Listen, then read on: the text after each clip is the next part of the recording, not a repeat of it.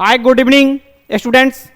मैं आपका प्रिंस गुरुदेव आपके अपने यूट्यूब चैनल बिना एकेडमी जॉब अपडेट न्यूज पे आप सभी का मैं स्वागत करता हूं, क्योंकि इस अपडेट न्यूज चैनल पे सिर्फ और सिर्फ आपके एग्जाम से संबंधित नोटिफिकेशन वगैरह ही दिया जाता है। और पढ़ने के लिए हमारे बिना एकेडमी ऑफिशियल यूट्यूब चैनल को भी आप ज्वाइन कर सकते हैं। आप अंत तक बने रहेंगे साथियों, और अभी तक हमारे यूट्यूब चैनल को आपने सब्सक्राइब नहीं किया तो सब्सक्राइब भी कर दीजिए। और आप अंत तक बने रहेंगे, क्योंकि मैं अंत तक आपकी टोटल सारी चीजें मैं फॉर्म अप्लाई करने से लेकर के सैलरी से लेके एज से लेके हर चीज मैं बताने वाला हूं। इसलिए आप चूंकि 75 पेज का एक नोटिफिकेशन जारी हुआ है साथियों, तो कहीं ना कहीं इसमें समय लगने वाला है और आप अंत तक घबराएंगे नहीं और अंत तक बने रहेंगे। तो देखिए इसमें क्या है कि एमटीएस जो मल्टीटास्किंग स्टाफ और हवलदार को देखेंगे। इसमें आपकी सिलेबस सबसे पहले दे रखी है कि आपके लिए सिलेबस ही मैंने पहले क्यों डिस्क्राइब कर रहा हूं। यदि मान लीजिए कि आपका इंग्लिश जो है एकदम इंग्लिश का ई नहीं पाता, एकदम जीरो हो, और अभी नोटिफिकेशन आया है और अब आप तैयारी में लग जाएं, और यहाँ पे इंग्लिश जो है आपका सेशन सेकंड में एग्जाम होगा और उसमें निगेटिव मार्किंग भी है, तो कहीं ना कहीं अभी से आप ई से शुरू करके आप पूरी इंग्लिश नहीं पढ़ सकते, आप क्वालिफाई नहीं कर सकते। इसलिए सबसे पहले सिलेबस जान लीजिए कि सिलेबस में क्या होने रहने वाला है, और अगर आपके इच्छुक सब्जेक्ट है तो क्या कीजिए कि अभी से फॉर्म अप्लाई कीजिए और आगे इस वीडियो को देखिए। तो इसमें पहला सब्जेक्ट क्या होने वाला है साथियों, न्यूमेरिकल एंड मैथमेटिकल एबिलिटी यानी मैथ्स जो होगा 20 क्वेश्चन पूछा जाएगा, और 20 क्वेश्चन जो होगा, एक क्वेश्चन जो होगा 3 नंबर का होगा यानी 60 नंबर का होगा, ठीक है। और रीजनिंग एबिलिटी भी 20 क्वेश्चन पूछेंगे, 40 क्वेश्चन जो होगा आपको 120 नंबर का, 45 मिनट में 40 क्वेश्चन बनाने हैं।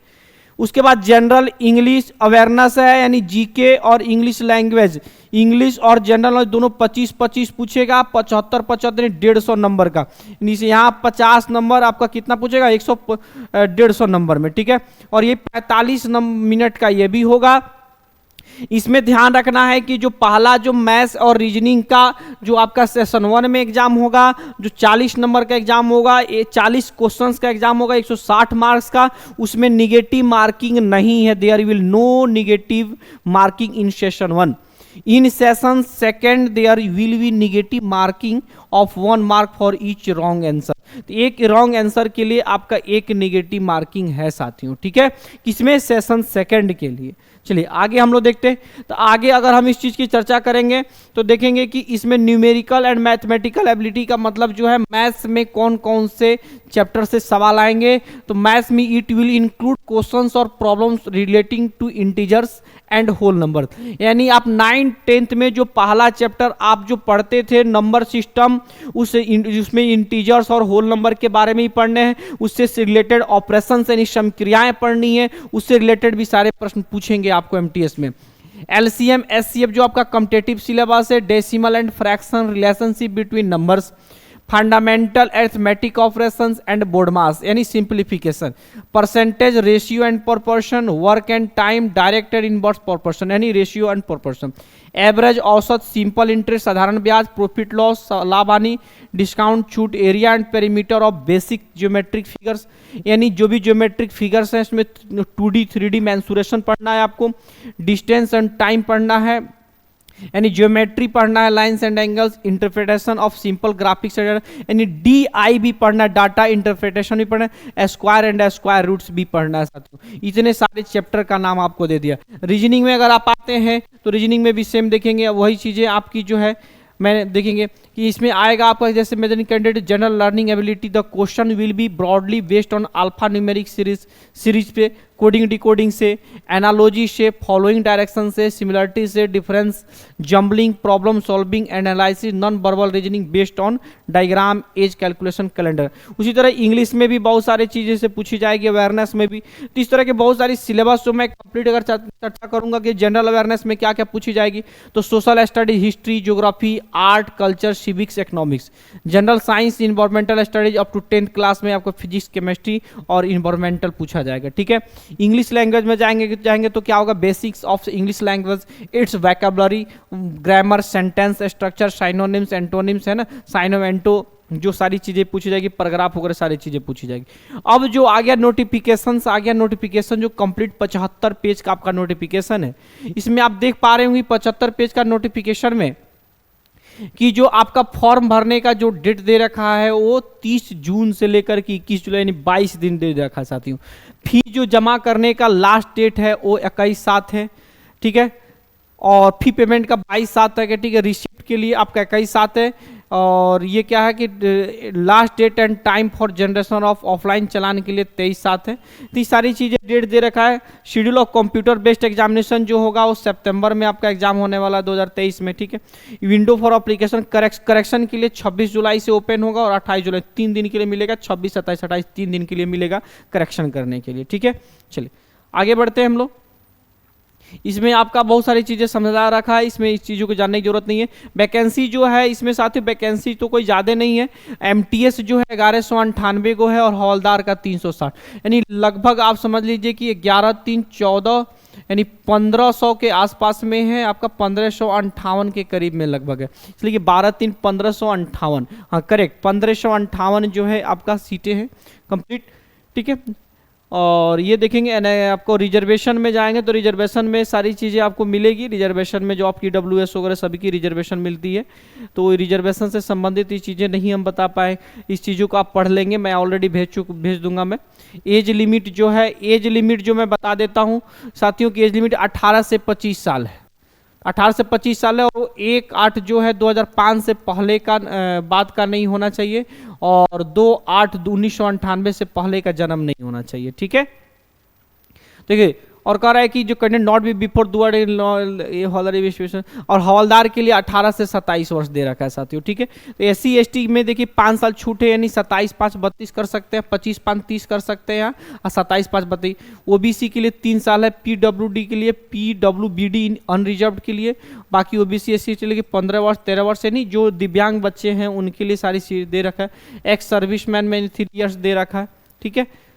तो यहाँ से सारी चीज़ें हम आप देख पा रहे होंगे ना, बाकी सारी चीज़ें दे रखा है, वीडियोज़ के लिए भी दे रखा है यहाँ पे। आप इस चीज़ों को मैं एक्सप्लेनेशन में और भी बहुत सारी इसमें चीज़ें हैं, मैं सारी चीज़ें बता रहा हूँ, आप ध्यान रखेंगे। मैं आगे भी मैं देखा हूँ आपको बहुत सारी चीज़ें बताने वाली, ये सारी चीज़ें आपके काम की चीज़ें नहीं है, आप इसको पढ़ सकते हैं, बट अब मैं आपको टेलीग्राम चैनल पे मैं सारी चीज़ें भेज दूंगा। एसेंशियल क्वालिफिकेशन देखिए, एजुकेशनल क्वालिफिकेशन कह रहा है कि मैट्रिकुलेशन आपका पास होना चाहिए कब, 1/8/2023 से पहले जो है किसी भी बोर्ड से मैट्रिकुलेशन आपका पास होना चाहिए और सर्टिफिकेट आपको 1 अगस्त से पहले आ जाना चाहिए। 1 अगस्त के बाद यदि आपकी सर्टिफिकेट आती है तो वहाँ पे इस चीज़ों को वैलिड नहीं मानी जाएगी। अप्लीकेशन फी देखेंगे, फी जो अप्लीकेबल जो है 100 रुपया है और बाकी के लिए आपको जो है 0 रुपीज होगा, ठीक है। तो आगे हम देखेंगे विंडोज एप्लीकेशन वगैरह भी सारी चीज़ें दे रखा है यहाँ पे, ठीक है। यहाँ पे वो भी सब चीज़ें आप यहाँ से चर्चा कर सकते हैं। देखिए यहाँ पे बहुत सारी एग्जामिनेशन सेंटर भी दे रखा है कि बिहार में कहाँ है, ईस्टर्न रीजन में कहाँ है, कर्नाटका केरला में कहाँ, सारी जगह का नॉर्थ जो सारी रीजन के हिसाब दे रखा है, कौन कौन से रीजन में कौन कौन से लोग होंगे, ठीक है। इसमें सिलेबस को जो मैं शुरुआत में ही चर्चा कर दिया था वो सारी सिलेबस के बारे में भी दे रखा है। तो सिलेबस देखिए, ये आगे फिजिकल जो है, फिजिकल में देखेंगे वॉकिंग जो है 1600 मीटर जो है कितना देर में, 15 मिनट में 1 किलोमीटर, और फीमेल के लिए 1 किलोमीटर जाना है 20 मिनट में, ठीक है। और यहाँ 1.6 किलोमीटर जाना है 15 मिनट में, यानी मेल के लिए ज़्यादा है, फीमेल के लिए कम है। हाइट जो है आपका जो 152 सेंटीमीटर होना चाहिए, यहाँ पे 48 kg होना चाहिए हौलदार के लिए, ठीक है। चलिए आगे बढ़ते हैं। अगर हम देखते हैं इसमें तो और भी सारी चीज़ें आपको कंप्लीट, इसमें सारी चीज़ें फॉर्म भरने से संबंधित भी बहुत सारी चीज़ें बता रखा है, तो हम लोग वहाँ पर भी चर्चा करते हैं, देखेंगे। अगर हम वहाँ पे चलते हैं तो देखेंगे, एक बार हम वहाँ पर भी चलते हैं कि जहाँ पे फॉर्म अप्लाई करने की सारी चीज़ें आपकी विधि समझाया जा चुका है। तो एक बार ये सारी चीज़ें डिटेल्स देखिए यहाँ पे। अगर आप फॉर्म भरने के लिए आ रहे हैं तो सबसे पहले देखिए कह रहा है कि कैंडिडेट मस्ट बी जो है cautious while filling of registration, ठीक है। तो इसमें देखिए सबसे पहला नंबर में कह रहा है कि डू यू हैव आधार, कह रहे क्या आपके पास आधार है, तो बिल्कुल आप, अब तो सभी लोगों के पास होता है, यस जरूर लगाएंगे। इसमें जब होगा तो आपका आधार नंबर भी इसमें डाल सकते हैं। आधार नंबर को वेरीफाई करना होगा, जिस नंबर से आपका जो होगा रजिस्टर्ड होगा, आधार नंबर लिंक होगा, उस नंबर में भी जाएगा, ठीक है। टाइप ऑफ आईडी, इस आधार कार्ड के अलावा एक अलग आईडी डालनी है, ठीक है। कह रहा है कि type of ID and ID number to be provided if you don't want to give Aadhaar number, ठीक। आधार नंबर यदि आपने नहीं दिया तब टाइप ऑफ आईडी देंगे, आईडी नंबर देंगे, नेम नाम देंगे यहाँ। अब उसके बाद फिर sample name, have you have change name, कह रहा है कि नो, न्यू नेम इसमें ना डालना है, father name, verify father's name, mother's name डालना है सभी में। फिर आगे verify mobile number, date of birth, verified date of birth, ठीक है। मैट्रिकुलेशन डालना है, मैट्रिकुलेशन का सारा जो education board, verify education board, roll number, ये सारी चीज़ें डालते रहना, ठीक है। Complete. Verify roll number, year of passing, verify और gender, verify gender, leave educational qualification, level of education में आप फाइनल एग्जाम कहाँ तक ग्रेजुएशन किया है, इंटर किया, सभी चीज़ें। Mobile number verify, email ID verify, सारी चीज़ें इसमें डालना है, स्टेट वगैरह कंप्लीट इसमें, ठीक है। आगे जब बढ़ेंगे तो इसमें एडिशनल एंड कॉन्टैक्ट डिटेल्स डालना है कि कैटेगरी कौन सा, आप जनरल हैं, EWS, OBC, ST, SC, ठीक है।